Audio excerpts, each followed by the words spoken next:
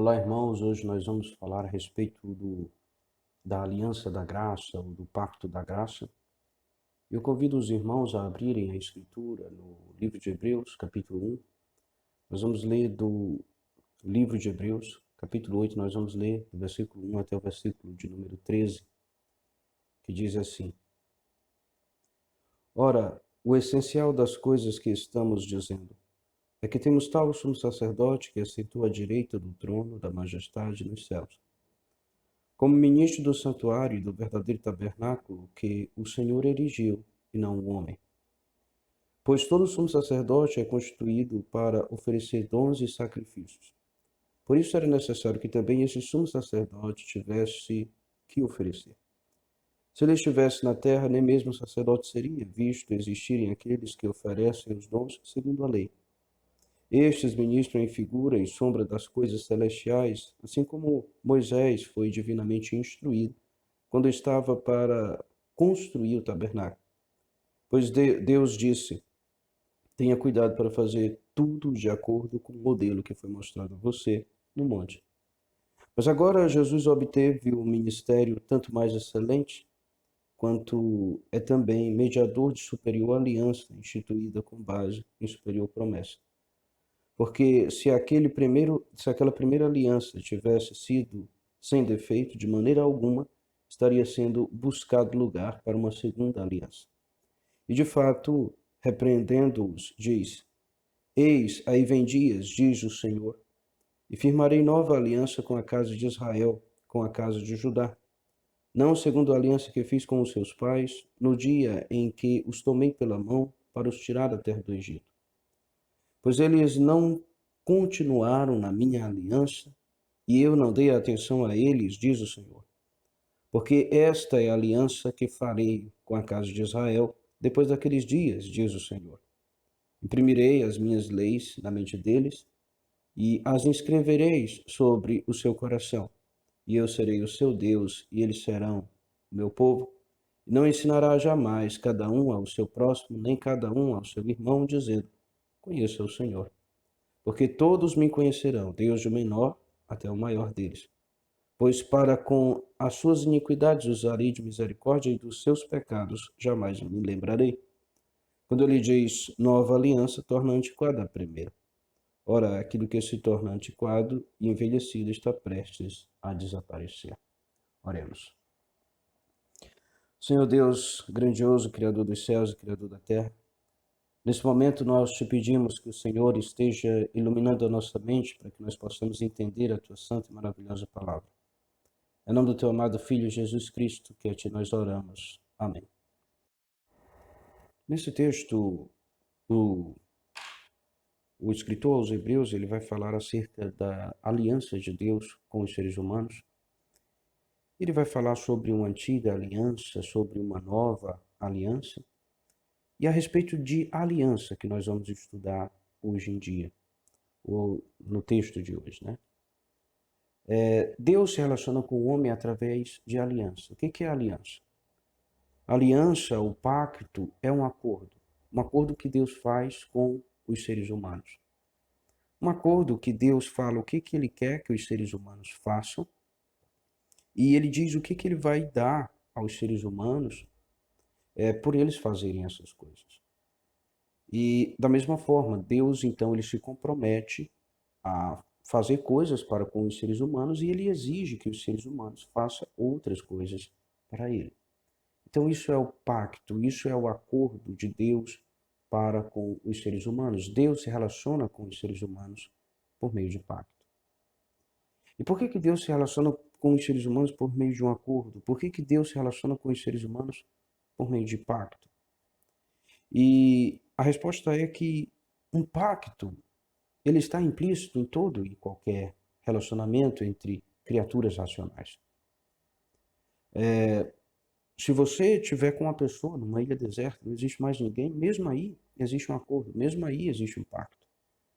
Mesmo que esse pacto não tenha sido escrito, mesmo que esse pacto não tenha sido nem mesmo verbalizado, mas existe um pacto. E o pacto mais básico é o pacto de não agressão. Se eu estiver com você, só eu e você em um lugar, numa ilha deserta, não tiver mais ninguém, Mas mesmo assim, é essencial que eu não seja agredido por você, e nem que eu lhe agreda. Então, existe um acordo em um relacionamento. Deus resolveu se relacionar com os seres humanos e ele manifestou, ele tornou claro qual era o pacto, o que ele exigia dos seres humanos e qual seria a recompensa dos seres humanos caso eles cumprissem esse acordo, caso ele cumprisse esse pacto. Charles Spurgeon diz o seguinte: a doutrina do pacto ou da aliança está na raiz da verdadeira teologia.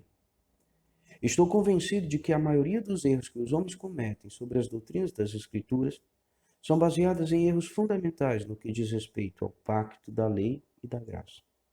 Então, Charles Spurgeon ele reconhecia a essencialidade do pacto dentro da teologia e ele diz que ele está convencido de que a maioria dos erros que ele vê as pessoas cometendo acontece porque as pessoas elas não entenderam direito a doutrina do pacto, especialmente no que diz respeito aos pactos da lei e da graça.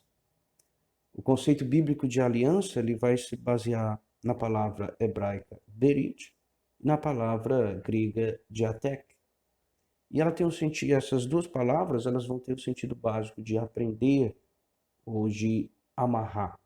Então é algo que une duas partes, é algo que une, no mínimo, duas partes, né? No mínimo aí, dois seres racionais. O que é uma aliança? Uma aliança, na Bíblia, é definido pelo Wayne Grudem da seguinte forma: uma aliança é um acordo imutável, divinamente imposto entre Deus e o homem, que estipula as condições do relacionamento entre as partes. Então, o relacionamento de Deus e do homem, ele é feito por uma aliança e essa aliança é imutável. É imutável porque Deus, ele é um ser onisciente, ele sabe de todas as coisas. Se ele estabelece uma aliança, ele não vai estabelecer uma aliança que não vai prever alguns acontecimentos. Essa aliança, ela sempre prevê, contempla os acontecimentos de uma forma sábia, e é por isso que quando Deus estabelece, ele estabelece de maneira imutável. E o pacto que Deus faz com os seres humanos, ele vai refletir o caráter do próprio Deus. Deus ele é santo e perfeito. Isso significa que não há mudança no ser de Deus, não há mudança na ética de Deus, naquilo que Deus é. E então esse pacto que ele faz com os seres humanos também é um pacto imutável, que é imposto pelo próprio Deus para com os seres humanos. E Arival Dias Casimiro, então, pergunta, mas por que Deus faz aliança com os homens? E ele responde, para possibilitar um relacionamento exclusivo, para expressar a sua vontade e os seus planos, para abençoar as pessoas envolvidas, para dar garantias aos homens. Então, quando Deus faz um pacto com os seres humanos, ele demonstra o relacionamento exclusivo dele para com os seres humanos. Ele demonstra que o relacionamento de Deus com os seres humanos ele é diferente do relacionamento dele com qualquer outro ser. O relacionamento de Deus com os seres humanos é diferente do relacionamento de Deus com os animais e até mesmo é diferente do relacionamento de Deus com outras criaturas racionais, como é o caso dos anjos. O relacionamento de Deus com os seres humanos é um relacionamento exclusivo e essa exclusividade ela é estabelecida no pacto para expressar a vontade e os seus planos. É no pacto que Deus diz para os seres humanos qual é a sua vontade para eles e mostra qual é o plano de Deus para os seres humanos. Para também abençoar as pessoas envolvidas. É por meio do pacto que o Senhor abençoa as pessoas. No pacto de Deus com Adão, por exemplo, a ideia era, se você for perfeitamente obediente, então você vai ganhar a vida eterna. Por meio desse pacto, Deus daria a Adão a vida eterna, por exemplo. E para dar garantias ao homem. Porque no pacto, Deus se compromete a fazer determinadas coisas em prol dos seres humanos. E isso é algo que, por exemplo, se Deus não cumprisse, entenda muito bem isso, o ser humano poderia chegar e dizer, olha, Senhor, o Senhor está contrariando o teu pacto, o pacto que o Senhor mesmo fez, a tua própria palavra. Então é algo que dá garantias, é uma das formas de dar garantia aos seres humanos. E Deus fez alguns pactos com os seres humanos, e o primeiro pacto que a Bíblia menciona entre Deus e os homens é o chamado Pacto das Obras. Chama-se Pacto das Obras o pacto que Deus fez com Adão. Então, quando Deus colocou Adão no Jardim do Éden, ali ele fez um pacto com Adão. E como nós sabemos disso? A Escritura chama o acordo que Deus fez com Adão de pacto. Oséias 6, do 6 ao 7, diz o seguinte: pois misericórdia quero e não sacrifício, e o conhecimento de Deus mais do que holocaustos. Mas eles transgrediram a aliança como Adão. Eles se portaram aleivosamente contra mim. Então aqui Oséias está dizendo que o povo de Deus havia transgredido a aliança que havia feito com ele, assim como Adão transgrediu. Então o que isso significa? Isso significa que Deus tinha uma aliança com Adão. A nossa confissão de fé de Westminster diz o seguinte: o primeiro pacto feito com o homem era um pacto de obras. Nesse pacto foi a vida prometida a Adão, e nele a sua posteridade, sob a condição de perfeita obediência. Então a nossa confissão de fé vai dizer que Deus fez um pacto com Adão e que esse pacto ele tinha uma condição. E qual era a condição? A condição de que o homem fosse perfeitamente obediente a Deus. Nós vemos a ordem que Deus dá a Adão ali em Gênesis capítulo 2, versículo 16 a 17, que diz o seguinte: e o Senhor Deus lhe deu esta ordem: de toda a árvore do jardim comerás livremente, mas da árvore do conhecimento do bem e do mal não comerás, porque no dia em que dela comeres, certamente morrerás. Então esse era o pacto de Deus com Adão, e é por isso que esse pacto é chamado de pacto das obras. Por quê? Porque nesse pacto o homem poderia obter a vida eterna por meio das obras, por meio da obediência. Se ele prestasse perfeita obediência a Deus, então o que ele ganharia como recompensa seria a eternidade. E nesse texto, então, nós temos alguns detalhes que são interessantes. Primeiro é das partes, mostra quais são as partes desse pacto. A parte é Deus e Adão, como representante de toda a raça humana.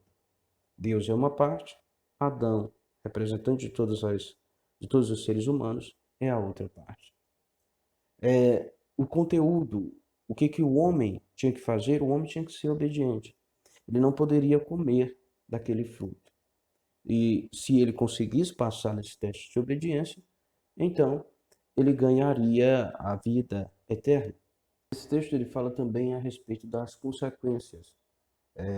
O que aconteceria caso o homem não conseguisse cumprir o pacto?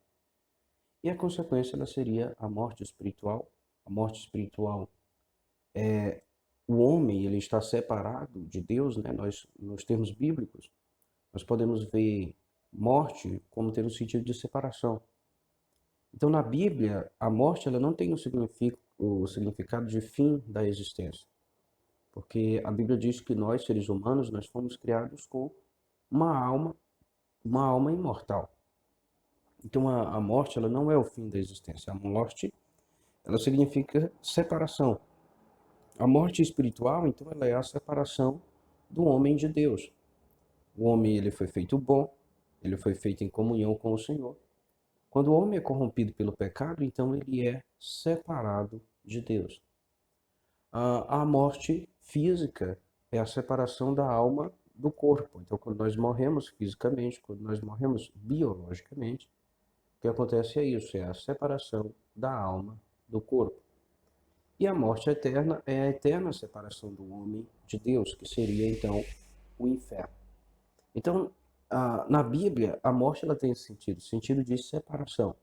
E a morte ela é consequência do pecado. Esses três tipos de morte: morte física, morte espiritual e morte eterna. Adão ele desobedeceu a Deus e morreu, e todo o gênero humano procedente de Adão também morreu com ele, também caiu com Adão. Então, Deus fez esse primeiro pacto com Adão, que era chamado o pacto das obras, e nós vemos que Adão ele não conseguiu cumprir esse primeiro pacto. Então Deus ele fez um pacto com uma outra pessoa. Ele não deixou que o ser humano perecesse no pecado, que o ser humano morresse. Ele fez um pacto com outra pessoa como representante de toda a raça humana, e esse pacto foi o pacto feito com Cristo. Então, nesse pacto que o Pai fez com o Filho, na verdade um pacto que envolvia toda a Santíssima Trindade, o Filho ele se comprometia a assumir a natureza humana para assim ele ser o representante da raça humana. Ele viria para o mundo e cumpriria aquela lei que Adão não conseguiu cumprir, uma lei de perfeita obediência. E ele pagaria a dívida que Adão contraiu com Deus. Qual foi a dívida? A morte. O que Cristo faria? Cristo morreria no lugar dos seres humanos, a quem Deus havia escolhido. E aqui nós temos uma diferença de Cristo para Adão. Enquanto que Adão ele é o representante de todos os seres humanos, Cristo é o representante somente daqueles que foram eleitos por Deus, daqueles que foram escolhidos por Deus. E nós vemos então que esse Cristo ele já é prometido a Adão. Em Gênesis 3,15 está escrito o seguinte: porém, inimizade entre ti e a mulher, entre a tua descendência e o seu descendente. Este te ferirá a cabeça e tu lhe ferirás o calcanhar. Então, quando a gente vai olhar aqui, quando a gente lê esse texto em um primeiro momento, a ideia que a gente tem é a ideia de que Deus ele está falando a respeito do relacionamento entre as serpentes e as mulheres, né? Está falando que as mulheres e as serpentes elas seriam inimigas, que os descendentes da mulher esmagariam as cabeças das serpentes e que as serpentes morderiam os descendentes da mulher. Mas quando nós olhamos, analisamos teologicamente, é bem mais profundo que isso. Veja, aqui diz que tem um descendente, não é a descendência, não é os descendentes da mulher, mas um descendente. E esse descendente, ele esmagaria a cabeça da serpente, enquanto que a serpente feriria o calcanhar desse descendente. Então nós percebemos que aqui é uma promessa do Cristo que haveria de vir. Aqui é uma promessa do Messias que esmagaria a cabeça da serpente. E quando nós analisamos a história de Jesus Cristo, nós vemos que ele não era filho biológico de José. Ele era filho biológico somente de Maria. Aí nós entendemos por que Cristo é esse descendente da mulher que esmagaria a cabeça da serpente. Então aqui nós vemos que haveria uma batalha espiritual, uma batalha entre os filhos de Deus e os filhos do diabo, e que Jesus, ele é o descendente da mulher que feriria a cabeça da serpente. Haveria sempre no mundo uma batalha entre os filhos de Deus e os filhos do diabo. Os filhos de Deus e os filhos da serpente, né? Nós vemos, por exemplo, que João Batista chama os ímpios de raça de víboras, né? É sempre descrito dessa forma, né? Os inimigos de Deus são descritos como raça de víboras, como descendentes de serpentes, como filhos do diabo. Jesus, diversas vezes, chama os seus opositores de filhos do diabo. Então, os filhos do diabo são aqueles que fazem a vontade de Satanás, e os filhos de Deus são aqueles que fazem a vontade de Deus. E Jesus, ele é o grande filho de Deus que finalmente derrotaria Satanás. Quando nós lemos Hebreus 2,14, nós vemos que Jesus é o descendente da mulher que esmagaria a cabeça da serpente. E Jesus, ele destruirá definitivamente todo o poder da morte. Na cruz, ele garantiu a sua vitória sobre a morte. Um dia, a morte ela será completamente extinta.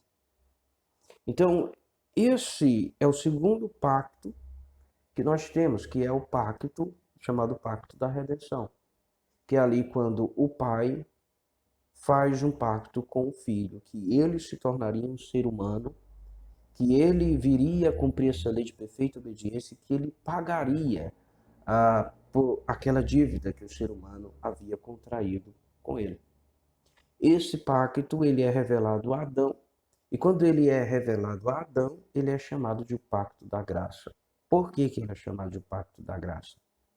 Porque o ser humano ele não vai fazer nada para obter as bênçãos desse pacto.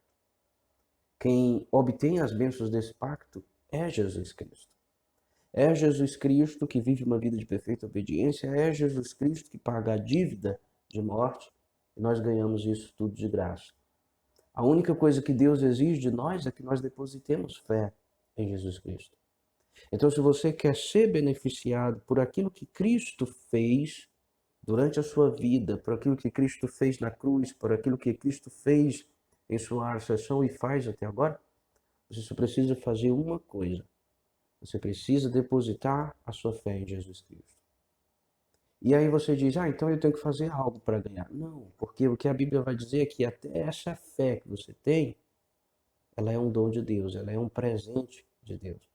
Porque pela graça sois salvos mediante a fé. Isso não vem de vós, é dom de Deus. Todo o processo de salvação é um dom de Deus. Até mesmo a fé que nós temos é um dom que é dado por Deus. É por isso que a salvação ela é de graça para os eleitos. Ela é completamente de graça. E é por isso que esse outro pacto, então, quando no que se refere aos seres humanos, ele é chamado de o pacto da graça.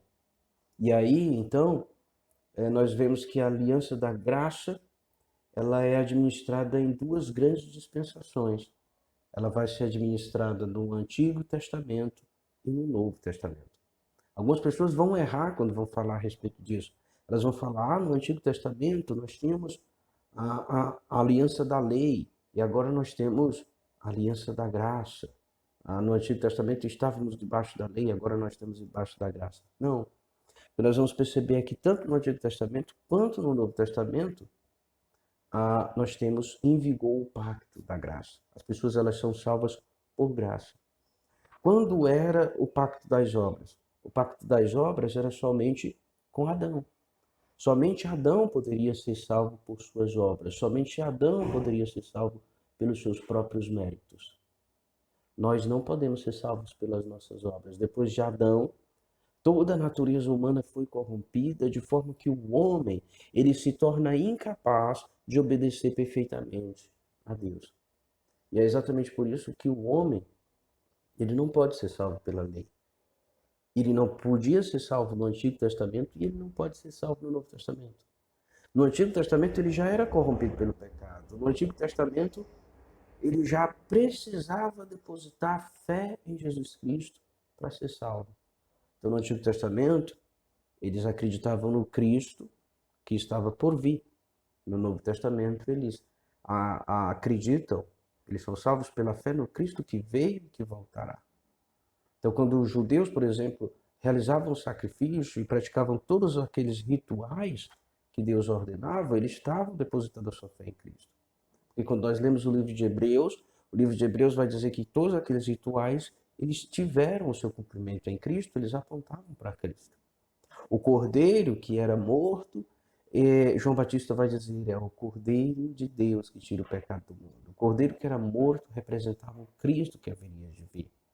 Um ser inocente que pagaria pelo pecado dos seres humanos, pecadores. Então, no Antigo Testamento, o que nós tínhamos já era o pacto da graça. O pacto das obras, aquele pacto que foi feito com Adão. No Antigo Testamento, o que nós temos já é o pacto da graça. Então a gente vai entender agora como é que funciona esse pacto, quais são os pactos, os principais pactos que a Escritura nos apresenta. O primeiro pacto que a Escritura nos apresenta é o chamado pacto das obras, que é aquele pacto que foi feito com Adão. Depois que nós vemos que Adão caiu, Adão não conseguiu cumprir perfeitamente o chamado pacto das obras. Então nós temos o chamado pacto da redenção, que é o pacto que Deus Pai faz com o Filho Jesus Cristo. Na verdade, o conselho ali da salvação é um pacto que envolve Pai, Filho e Espírito Santo.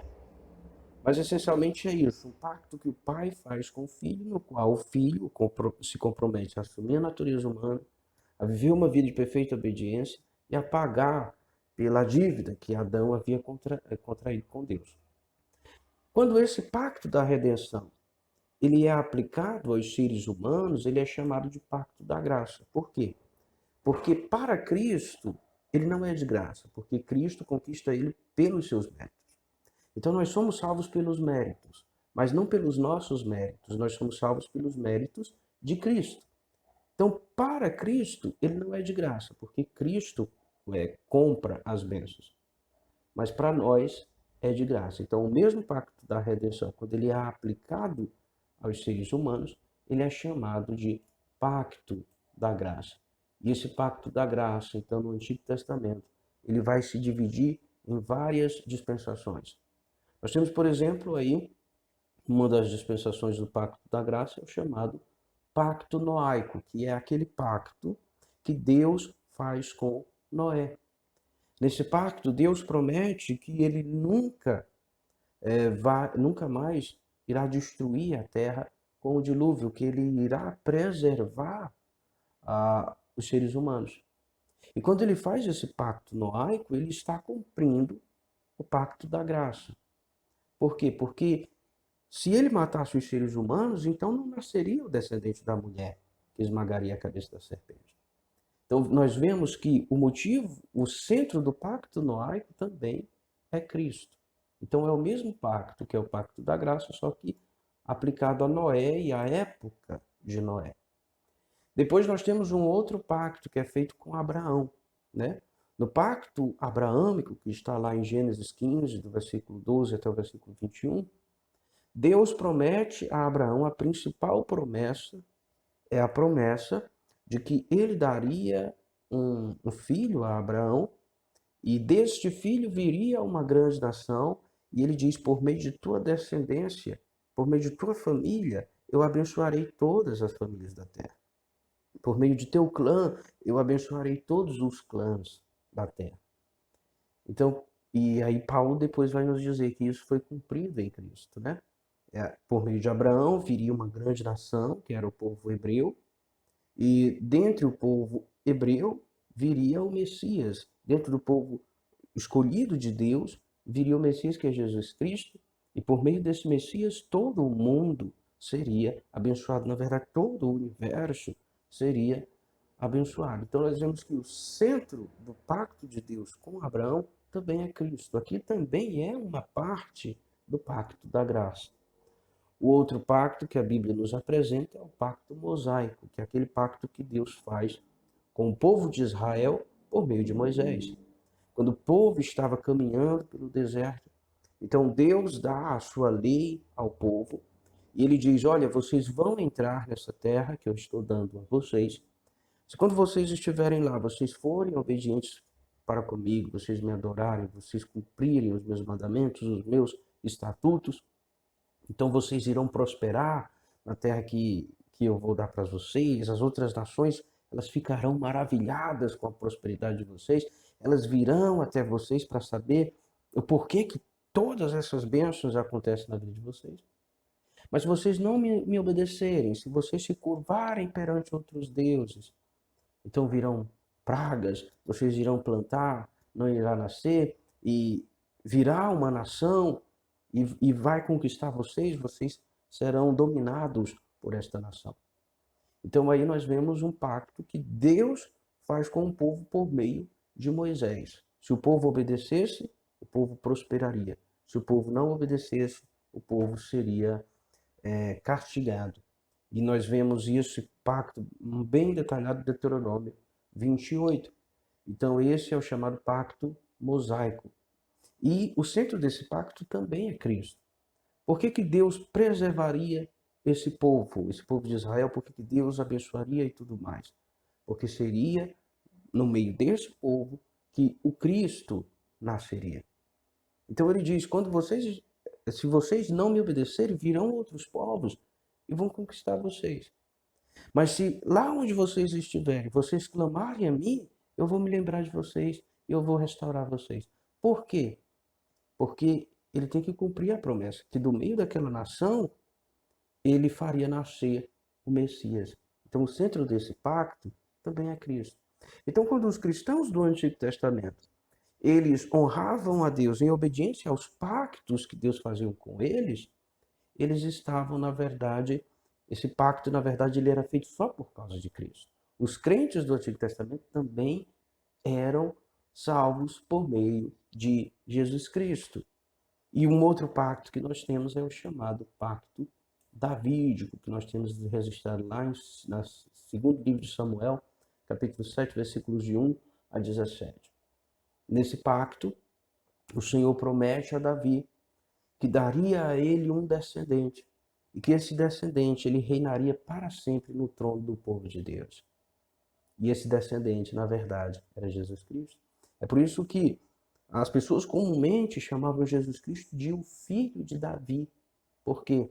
Porque ele era esse descendente, esse Messias prometido, que seria o descendente de Davi, que se sentaria para sempre no trono do povo de Deus. E hoje Jesus Cristo, ele é o rei da igreja, ele está no trono do seu povo, que é a igreja. A promessa que Deus havia feito a Davi, ela se cumpre em Jesus Cristo. Então, essas são as dispensações do pacto da graça que já estava em vigor no Antigo Testamento.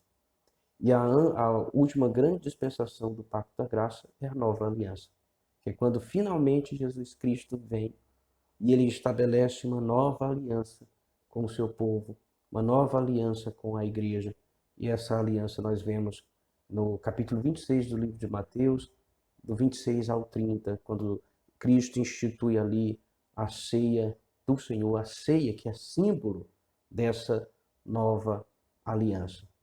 Então, e aí nós temos aquilo que nós chamamos de um Novo Testamento, né? Que é por meio de Jesus Cristo. Cristo agora vem encarnado e é o mediador dessa aliança que é na Escritura chamada de uma aliança superior. E essa é a última grande dispensação do pacto da graça. Então é assim que funcionam as alianças. A aliança da graça ela é chamada no Novo Testamento de nova aliança. E o que nós percebemos é que essa nova aliança ela é a mesma aliança do Antigo Testamento, só que com aspectos novos.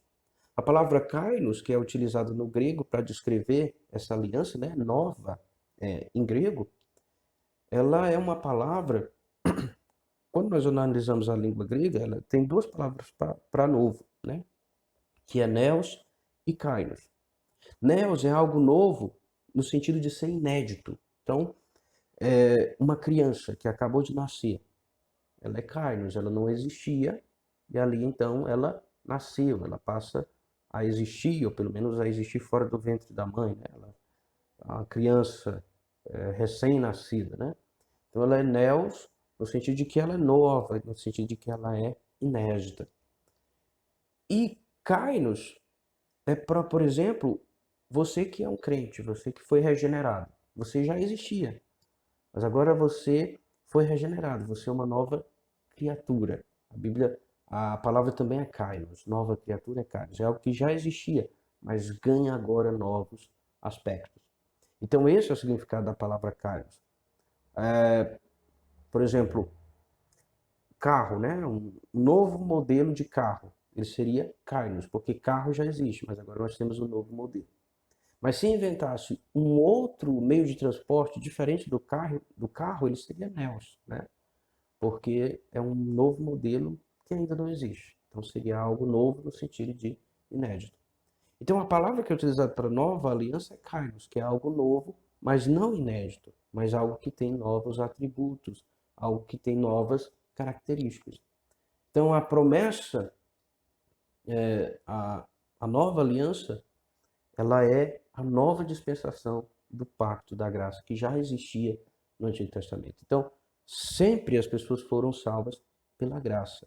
No Antigo Testamento, as pessoas elas não eram salvas por obedecer à lei, mas elas eram salvas pela fé que elas tinham no Cristo que haveria de enviar. Paulo vai dizer isso, né? Que Abraão ele foi justificado mediante a fé quando ele creu no Evangelho, que foi quando Deus disse para ele que por meio da descendência dele ele abençoaria toda a terra. Por quê? Por meio de Cristo. Abraão creu em Cristo, é o que Paulo vai nos dizer.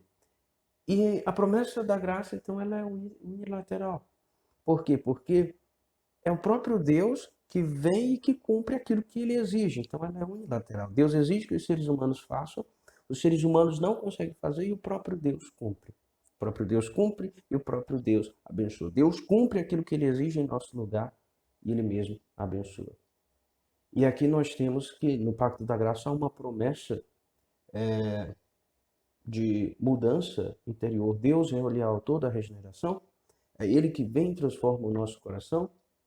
E essa regeneração é uma regeneração que a Bíblia diz que alcança a nova aliança, no caso, ela alcançaria tanto a casa de Israel quanto a casa de Judá. Então ela é algo que vai alcançar toda a igreja de Deus, todos os eleitos de Deus de todos os lugares, eles serão alcançados por essa aliança. E a natureza da regeneração é uma mudança interior. Nós somos transformados pelo Espírito Santo que nos habilita, então, a cumprir a lei do Senhor. A promessa da nova aliança é uma promessa de conhecimento universal. Pessoas de todo o mundo agora podem fazer parte dessa aliança de Deus com os homens. E ela é uma promessa de perdão completo de pecado. Não é somente uma parte dos nossos pecados que são perdoados, mas todos os nossos pecados, eles são completamente perdoados em Jesus Cristo. Então, o que a Bíblia vai nos falar é que há duas alianças principais na Bíblia. A aliança das obras e a aliança da graça. A aliança das obras é aquela aliança que foi feita com Adão por meio de Adão. A aliança da graça é aquela aliança que foi feita por meio de Jesus Cristo. Hoje, nós estamos debaixo da aliança da graça em sua plenitude. Houve várias dispensações no Antigo Testamento, no Novo Testamento. Nós temos na plenitude da aliança da graça. E em Jesus, a aliança da graça ela é chamada de nova aliança. Então nós vemos que a origem da aliança é divina. Deus que estabelece o pacto com os seres humanos. O alcance dessa aliança é universal, da nova aliança. O alcance da nova aliança é universal. Pessoas de todo o mundo são alcançadas pelo Evangelho. Pessoas de todas as nações, de todas as línguas, podem fazer parte dessa nova aliança. Ela é limitada àquelas pessoas que depositam a sua fé em Jesus Cristo. E o benefício é a vida eterna em Jesus Cristo. Então, essa é a doutrina do pacto. É uma doutrina que mostra que Deus se relaciona com os seres humanos por meio de pacto e que o centro do pacto de Deus com o homem é Jesus Cristo. Que a única coisa que Deus exige de nós é que nós depositemos a nossa fé em Jesus Cristo. Isso sempre foi assim. No Antigo Testamento as pessoas eram salvas por Cristo. No Novo Testamento as pessoas são salvas por Cristo. Ele é o único mediador entre Deus e os homens em todos os lugares, em todos os tempos. Que nós possamos confiar em Jesus Cristo para a nossa salvação e obedecê-lo em todas as coisas. Amém. Vamos orar. Senhor Deus grandioso, Criador dos céus e Criador da terra, nesse momento nós te agradecemos por essa oportunidade que nós temos de aprender mais acerca de Ti, de aprender mais acerca da Tua palavra. Que o Senhor esteja, ó Pai, nos habilitando a viver de acordo com aquilo que nós aprendemos aqui hoje. Em nome do Teu amado Filho Jesus, que a Ti nós oramos. Amém. Amém, irmãos. Até mais e que Deus abençoe a cada um de vocês.